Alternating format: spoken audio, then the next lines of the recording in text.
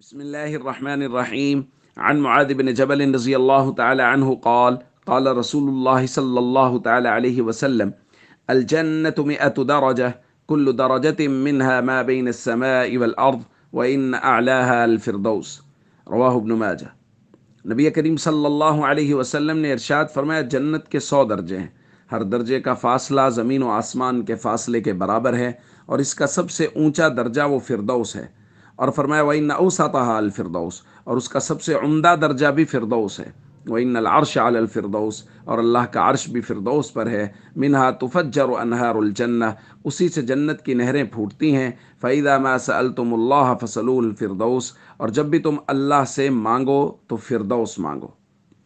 دوسری آیت میں نبی کریم صلی اللہ علیہ وسلم نے جنت کی صفات بیان کرتے ہوئے ارشاد فرمایا: ان فی الجنت لشجرہ، جنت کے اندر ایک درخت ہے، یسیر الراکب فی ظلها 100 عام لا یقطعها، کوئی سوار اگر 100 سال بھی اس کے سائے میں چلتا رہے تو اس کے سائے کو طے نہیں کر سکتا۔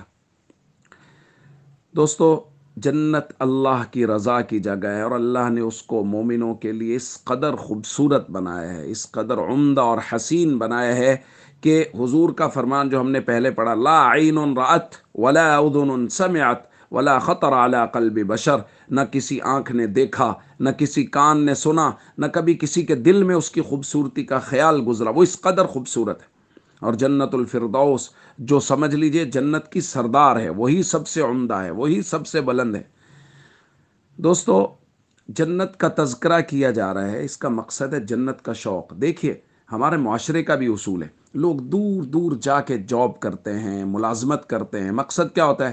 بھائی واپس جائیں گے، گھر بنائیں گے، اچھی جگہ میں رہیں گے، گھر کو خوبصورت بنانے کا سوچتے ہیں، اچھے کاروبار کا سوچتے ہیں، یعنی بہتر سے بہتر زندگی گزارنے کے لیے لوگ گھروں سے باہر وقت گزارتے ہیں، 6 گھنٹے ڈیوٹی، 8 گھنٹے، 12 گھنٹے ڈیوٹیاں کرتے ہیں، اوور ٹائم لگاتے ہیں۔ کیوں؟ تاکہ آنے والی زندگی آسان ہو جائے۔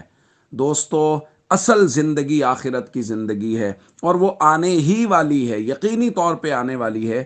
تو ہم سب کو اس کے لیے محنت کرنی چاہیے، کوشش کرنی چاہیے، تاکہ جنت کے محلات خوبصورت ہوں، ہمیں جنت کی خوبصورت باغات ملیں، اور جنت کی خوبصورتیاں اپنے ذہن میں رکھ کے ہم اس کے لیے محنت اور کوشش کریں، اور اپنے بچوں کی بھی تربیت کریں کہ ہم سب اور ہماری اولادیں فرائض و ارکان اسلام کی پابند ہوں، اور نبی کریم صلی اللہ علیہ وسلم کے مبارک طریقوں کے مطابق زندگی گزاریں، تاکہ اللہ تعالی ہم سب کو جنت الفردوس نصیب فرمائے۔ والسلام علیکم ورحمۃ اللہ وبرکاتہ۔ الرحمن